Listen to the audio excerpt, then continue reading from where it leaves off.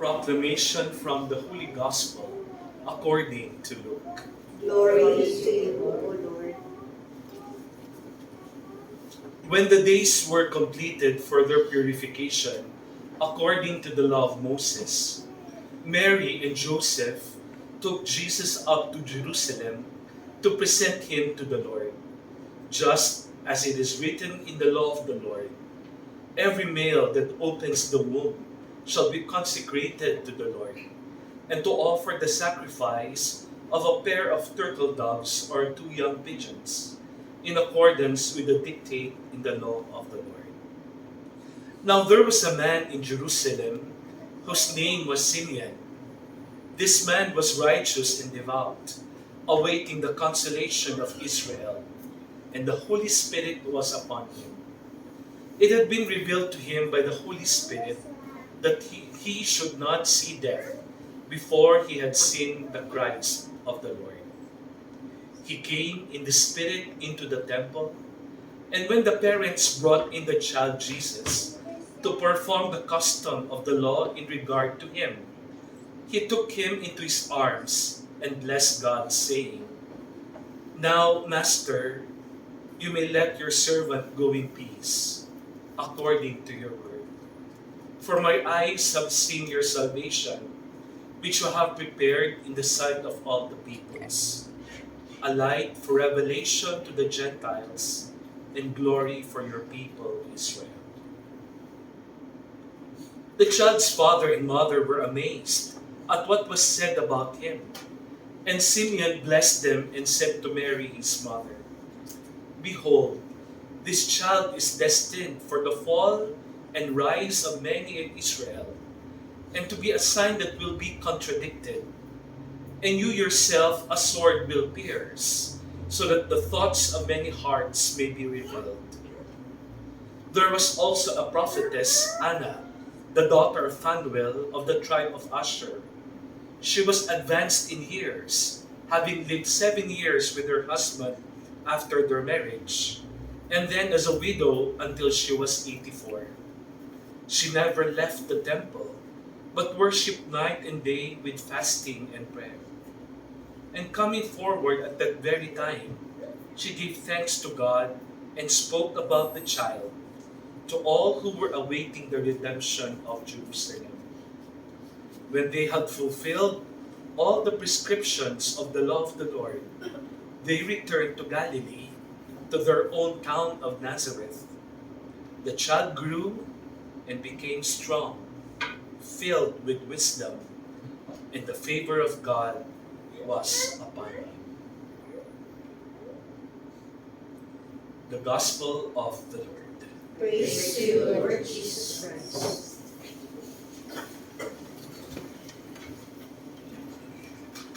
Magandang gabi sa ating lahat.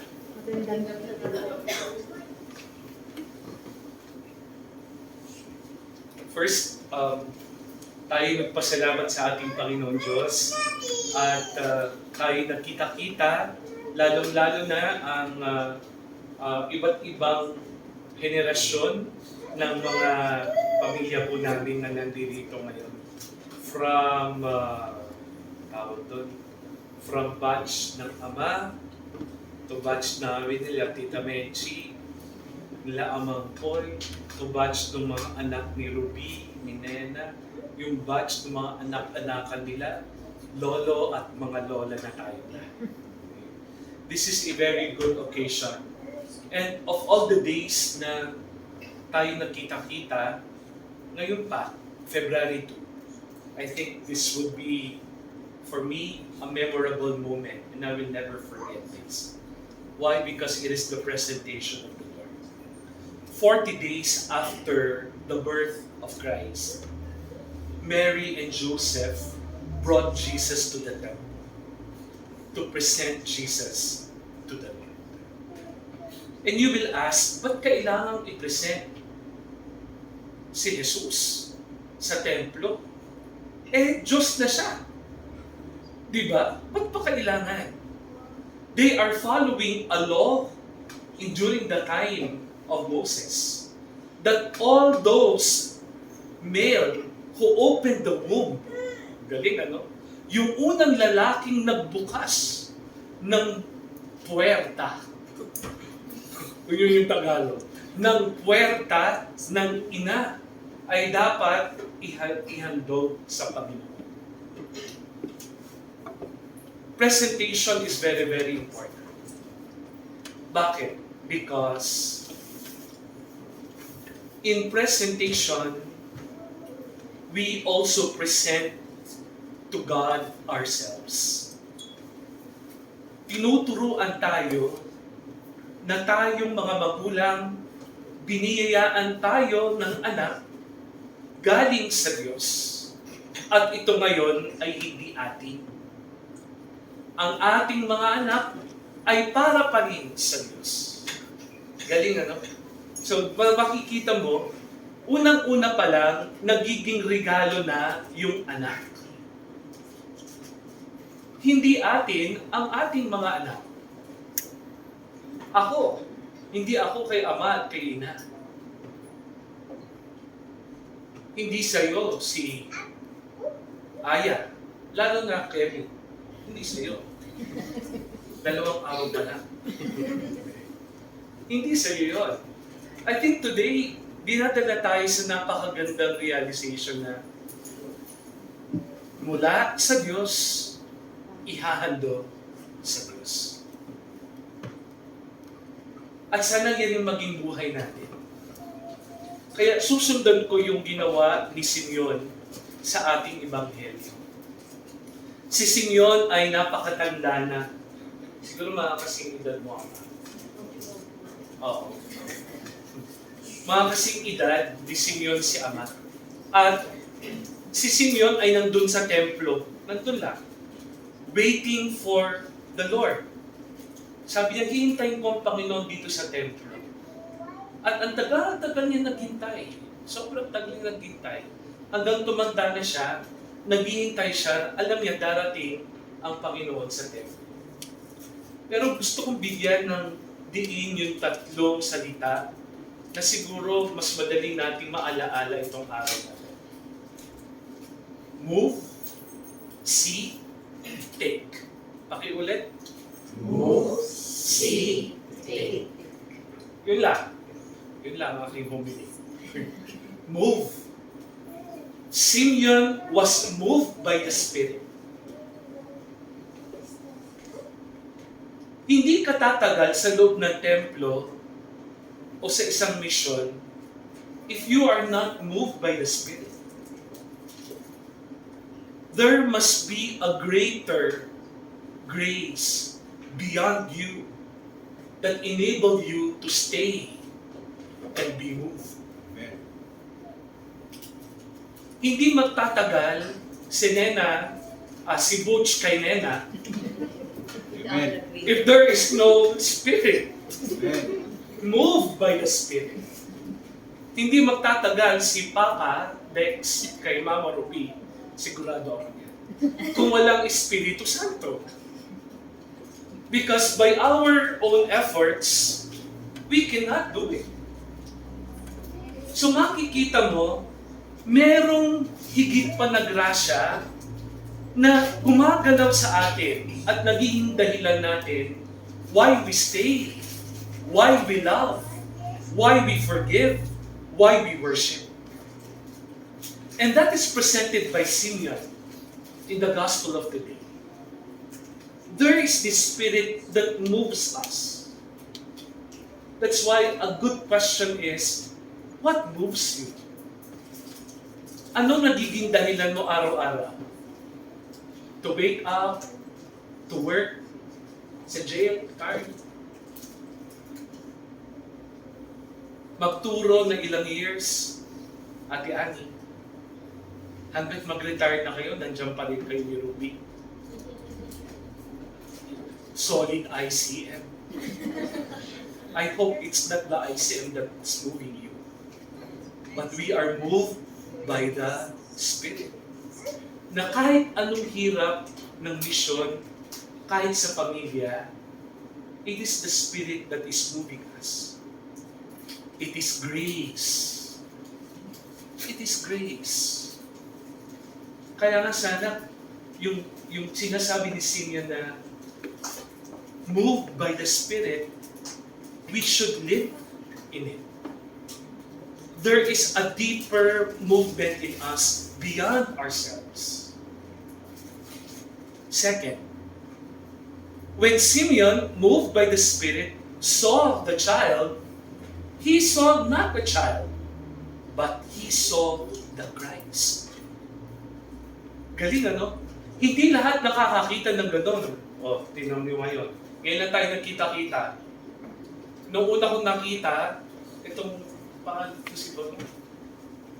Tita Medj, anong pangalan na nasa libro? Yes. Si Yeshua. Ang una pumasok ko sa amang po eh. Di ba yung tatay mo? Ganyan yung itsura eh. Di ba? Ganyan. Pag nakikita ko ang Ate Letty na naalala ko, Auntie Yaya. Pag nakikita ko si Nena, ang unang pumapasok sa isip ko, ang ina. Beyond what the eyes can see, we see something in each other. And that is what Simeon saw in the child. Jesus. The Christ. Na pinakahihintay-hintay niya ng matagal. At nung nakita niya yung bata, nakita niya ang Panginoon. And only the eyes of faith can see that. Only the eyes of love can see Christ and God in each other.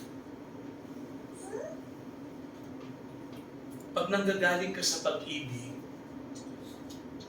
at nakita mo yung anak mo kahit anong ginawa, makikita mo pa rin ang ibig. Pag nanggagaling ka sa liwanag, itong taong ito, kahit may ginawa sa'yo, ang makikita mo pa rin, liwanag. Kahit anong gawin mo, may sama ka ng loob, pero pag nanggagaling ka sa pag-ibig at liwanag ng Diyos, you will always see love and light in that person. And that will change everything. I think Simeon is teaching us something. Ang matang ginamit ay pag-ibig niya sa Panginoon.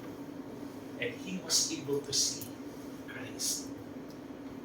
Kahit sa pinakamahirap na parte ng buhay, pag nanggagaling ka pa rin sa grasya ng Diyos, you will be able to see light and love.